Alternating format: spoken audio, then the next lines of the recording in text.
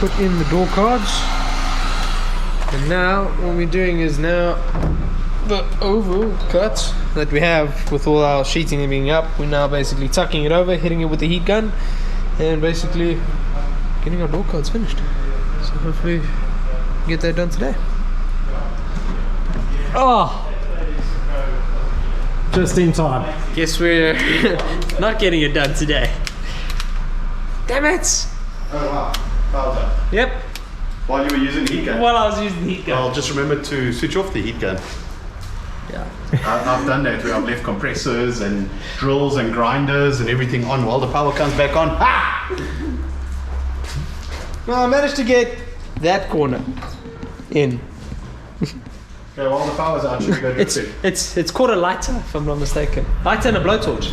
You just. Lighter and carb cleaner. Oh yeah, that works. Wow. I know, but the thing is, the chances are we're probably going to burn the whole car down. Well, at least we managed to do that side. And as it cools, it should hold that form. Apparently. Things coming together quite nicely. Like Jay said, we've got the door cards in, just pop rivets it in, that's not too bad. Seat is in on a rail. Handles at the back, but it is in. We've decided to go with the Takata harnesses, and we've managed to get them wrapped there.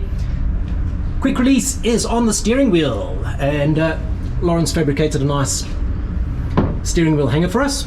Not too shabby. Dash, yeah, we could take a look at the dash. It's still loose. Oh, fuck. Battery box is in. Wiring still needs to be done. Can't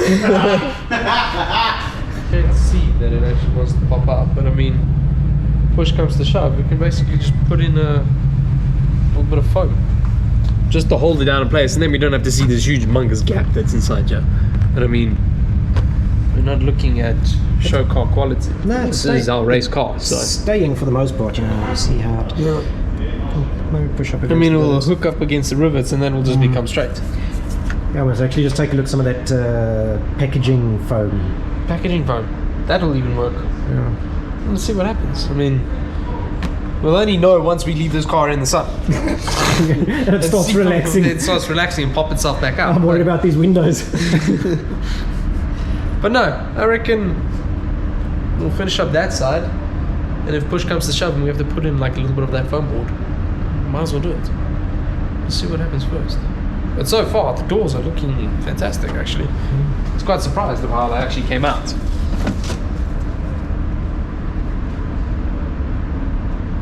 Starting to look like a race car. It's a lemon, but we've got such pride in it that we... I know. I mean, since we did the paint, I won't lie. Since we did the paints, I've started to like it even more now. So the interior is actually coming along really nicely. It's actually starting to look like a race car now. The next up is, I would assume once wiring is done, I need to get in there and do the dashboard. That's now priority number one for me now. Once I can finish off that dashboard, then I reckon it's really not much left to do on the interior. We might have to put in the passenger seat, but that's just something that we can get already. The mount's already there, so it's literally put in 4 bolts, we're good to go. Next up, I think we also need to find out or figure out where we're going to put the fire extinguisher. We managed to split apart the motor and send it through to Keegan at ProSkim. And just before they closed for their year-end functions, Keegan managed to basically look at the block of our car. Took a look at it and said that with that slight little issue that we had with piston 4, with that little bit of a notch on the sleeve, he said that best bet for us to do is go ahead and take a look at doing a 40 thou oversize on piston, and he said that that would be more than sufficient enough for us to keep that block. So lucky enough we don't have to replace the blocks. That's good news. That's our good news that we have so far. In doing so, he managed to basically take a look at the head, and we found out that he had mic'd up the head for us, and he basically told us that the head had been skimmed way too much. So unfortunately we won't be able to reuse the head. Look, we basically had no choice but to get a second head. But, so, as we have here, our second head. It's going to be like one of those little unboxing things. What's in the box? Well, we have it. On some of the heads that you have, where you'll see how much you can actually skim the head by, is obviously your small little indentations and your little markings that you get to actually show you how much you have skimmed the head. Obviously on our head, our marking points where we have, you can actually see where the skimming has actually started touching the divot. And that's basically meaning that the machining part of the head is no longer correct spec. So which means obviously now when you're going to tighten up your head bolts, your spacing in the head and all that, it's not going to be holding the head down correctly to the block. So we're going to basically take a look at this head. Looks, you can see that there's been some work previously done and all that, but I mean a light skim getting through. How much did we pay for this? 505? It was 500 rand, wasn't it? 500 bucks. 500 bucks. 500 bucks for so, basically. I mean, that is worth pretty much the 500 rand already. Yeah. Just to give you guys, so it is an 8-valve engine, but look at it. It is Hemi. It's hemispherical. That's what a Hemi means. Hemispherical means that it's a half a sphere. So nice large intake valves. Little concern is how far you can skim down until you start catching valve there, but not the end of the world. As well as Jason was saying, divots are still tidy on this one. I do think that valve stem seals would be a good idea. You know, just while we're refreshing the bottom end, we may as well refresh. Yeah, refresh it. Yeah, and reseat these. Yeah, check that they're straight. Yeah. But I mean, these are. It's beautiful. Come on, focus there. I mean, these are original Toyota valves, so it's hopefully a good enough head. Yeah, a workable head. Chad managed to get a complete head for 500 bucks, which was probably one of the biggest scores that we found so far, other than the car. I mean, if we just had to go get the valves alone, it would probably be more than 500. So Jay and Chad obviously checking it out now. Jay being our master tech, so he seems very happy with it. So once again, Chad killed it. Ray and myself have decided to take the day and go and pick up some spares. As much as the engineers are closed, we're going to get all the parts that we need for the engine rebuild. So the engine's still sitting at the engineer. Of course, they close over the December period, and but if we can just get it to them like the first week that they open, they can mic up and machine everything according to these specs, and we can rebuild it in an afternoon. Yes, so I mean, I did. I phoned the boss. I didn't phone her, I sent her a message. I sent the boss a message this morning saying, "Hi, do you really need me at the office today?" Yeah, and we decided that we need to do this right. Yeah. So we're going to do it the right way. We're building an endurance car, not a sprint car. We're not going to be rebuilding it after every second race, hopefully. Hopefully. Yeah. Famous last words. Did I just jinxed it? No. We'll do it right. And it's going to be fine. Yeah. It's going to be fine. It's going to be fine. So Ray's playing hooky and he's not going into work today. Instead, he's joining me. I'm on leave for the year. And we're going to head off into town and we're going to go and pick up some parts for the rebuild. And these are going to include things like pistons, bearings, gaskets and that. We called around, we got a couple of quotes and that, and then, somebody came through for us, and instead of it being, 4,500, 5,000 rand, we're looking at just over 3,000 rand. Really, so we're impressed. Time to get some parts. I mean, it's exciting. Finally going to get to a point where we can rebuild this thing. Looking forward to that. It's starting to turn into a race car.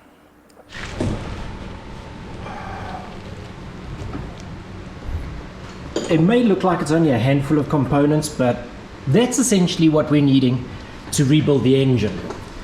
So we've managed to get hold of some rings.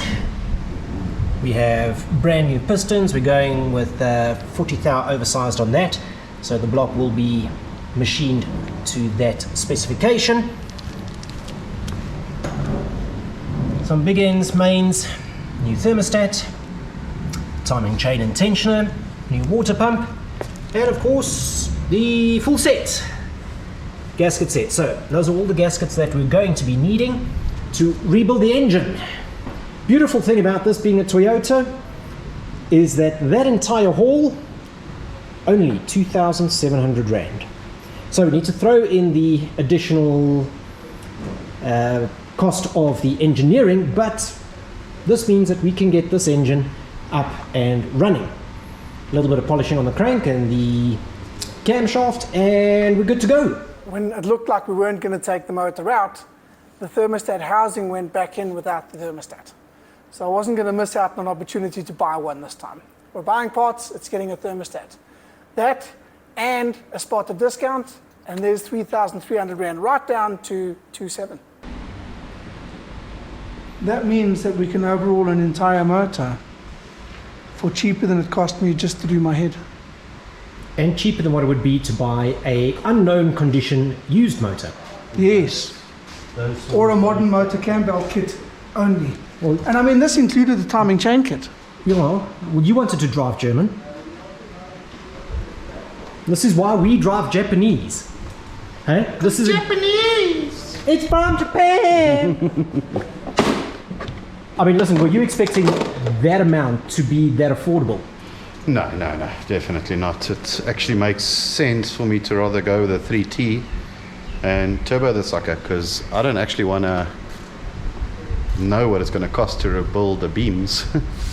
The thing is, that's also Toyota, Yeah, and it's also it's reliable at and least. it's also Japanese. Yes, the, yeah. the spares prices are not going to be that bad on Yeah, it. No, no, hundreds. The trouble comes at the top end. Look. Where here we've got one cam, 8 belts. Yeah. On anything modern, we've got. and like you said, your Audi. I mean, that's 7-8 grand just for pistons on our cars. Easily. Yeah, Easily. I mean, and if you want to do valves, there's 20. there's 20 of them. Instead of 8.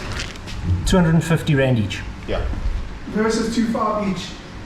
yeah, pretty much. 10 Yeah, times the 10 price. times the cost. But that's a modern engine thing. I mean, if we take a look at any modern engine like the one that's in there now, for example, it's also double up. So it's 16 valves, 2 cams. yes. And an also, end the and worst thing end. about this one, this is titanium valves. Ooh. Yes. You don't want to pay for those. No. So, moral of the story, stay old school, because I'm thrilled, because this means that we're actually going to be staying not only numbers matching, but period correct, Yeah, which means that it'll qualify for historics and classics. true story. And watch this space. There may be an Audi A4 B5 1.83T riding around soon. That makes sense. It does all of a sudden, doesn't it? What of a sardine? I can't believe how cheap it is to rebuild this motor. I mean, I've built a lot of motors in my time. A lot of the times it was me destroying motors and rebuilding, destroying, rebuilding, destroying, rebuilding. It's kind of what I've been good at. Not the rebuilding part, but the destroying part. So I've had to buy a lot of parts before. And if I'm looking at what the prices cost for the T3 engine or the 3T engine, this is prices in 1996 of what I would do to have to build motors. I mean, it's awesome. I love it. Sold. 3T in my next project car. I don't care what car it is, but it's getting a 3T. I like this motor. Prices like that, I could rebuild the thing once a week. So it is all nicely wrapped up. Not going to unwrap it just yet. We don't want that finish to get all wrecked. But if you can remember what that old cam cover looked like, he's rattling tools here. Yeah, sorry, my bad. Well, they're rattling tools everywhere. So we decided we're going to give it a lick of paint. It is a wrinkle red finish. And we were actually commenting and saying that looks like half a Ferrari V8 now. Yeah. Just 4 cylinders shy. Yeah. We could do something similar. We could go boot mount in, bonnet mount. No, dude. Imagine the wiring for that. I know, Ew. there's wiring to do. As you perch yourself on the corner of the car. Yeah, let's skip that part for now. Are you working on that corner at least? No. Wiring schematics, yeah. Okay, so, yep, engine parts. That is the cam cover. We're going to make the engine look nice and pretty, and I think that's going to look really, really good, especially in this all-white engine bay with the red power cables. It's a lemon. It doesn't need to look pretty, but gosh darn it, we're going to make it look pretty. Try. Yeah, why not? Why not take a little bit of pride in what we're doing? Shoo-wee. Nice. Now I'm sorry we didn't get the twin 40s. That would have just finished it. Sheesh. Maybe. I don't know. We'll see. That looks nice.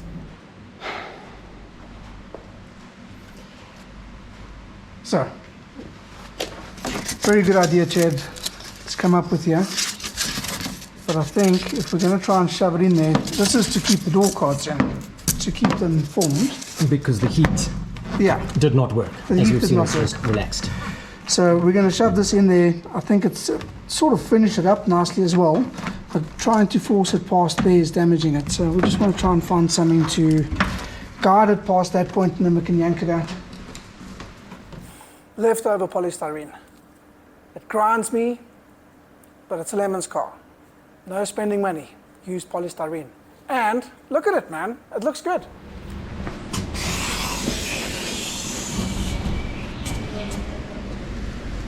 Nice idea.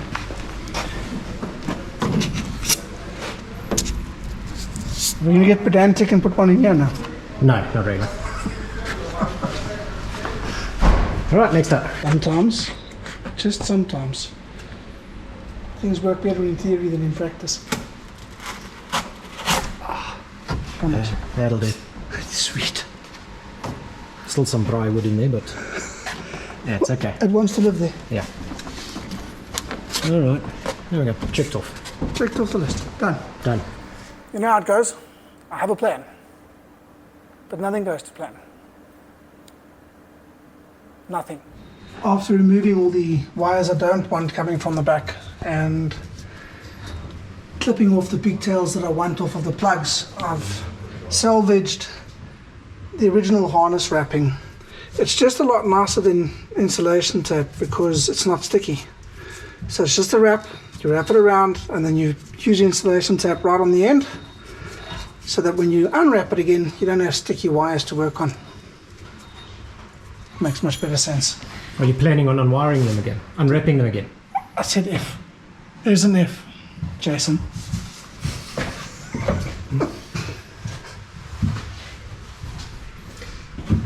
Immediately looking a lot neater in here. It'll get there. Yeah. It'll get there. Now you get that like this, that you can buy sort of at the automotive shops where they've got a split sleeving. But I don't like the look of the stuff. It's just even inside there they've gone and done the same anyway with the wrap. So skip this part and just do that. Makes better sense. Ray's been pulling wire the whole day. He's cutting back so much of the factory harness just for 3 little wires. That is a lot of work for 3 wires. I sat down with Ray the other night and we were just going through some of the plans for the wiring. And I don't think the rest of the guys actually realize how monumental a task this is. We've overcomplicated it ourselves by opting to keep things like some of the indicator stalks and the light switch stalks, wiper stalks. I mean, one stalk has 3 different switches in it, so it is really tricky. And we want the car to be roadworthy as well, and that further complicates it. So yes, this is really a big task, and I'm starting to sympathize with the man. I'm going to help him wherever I can. Unfortunately, it's sort of one man at a time sort of job. My kids enjoy the jungle gym. I'm impartial. Does not look comfortable. Oh, dude. Steering wheel and battery box in your butt. But it's got to get done. Looking tidy so far. Yeah, it'll get there. What are you prioritizing? Mostly the wires. You don't say. I don't have a plan right now. I'm just sort of going with what I know I'm keeping, and I'm making that permanent. Getting everything to where I want to do the junctions. But indicators, top lamps, tail lamps today if I can. One thing off the list. One thing, well, that's 3. Chad. Yeah, but back end.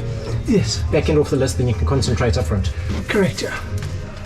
All right. Are we going to give you a time limit? No, we're not doing that. 4 o'clock. What is the time? It is 2. I should finish wrapping this by then. So the wiring is the one place I'm not going to take any chances. I'm salvaging a lot of bits and pieces. I'd like to use as many of the original colored wires as possible, so that if I ever need to trace it again, the diagram still makes sense and you can find the back and front end of the harnesses. It's going to take a little bit longer to do this way, and I'm being a bit pedantic about how I'm putting it together, but I want it right. It's worth doing properly.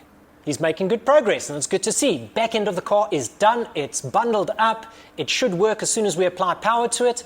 So now it's on to the lights up front. Then we're going to move on to the accessories. Or at least I think that's what he's going to do.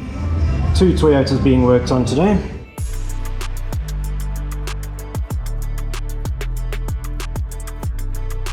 And this one is a hydro install. This isn't a race car. Every car is a race car if you're brave enough. Yeah, also trim. So Miggz has had some solid practice on fitting a hydro brake now. Today, well, that's what they did today. They were fitting a hydro to the AE86, and they also managed to dodge work on the race car a week before putting a hydro in. Yes, I know. I'm working on the wrong car. But I'm fitting a hydro. And maybe it's something that we're going to be doing in the Lemon's car when there's a big enough motor to drift the rear wheels. I'm supposed to be crafting up a switch panel for the electronics, but instead I've been tasked with sustenance and food. So, end of year, throwing a little meat on the fire, and we're going to chomp down on that, but hoping that I can get a switch panel at least mocked up, and then we'll see if we can craft something permanent from there. Hard men are good to find. We're hungry.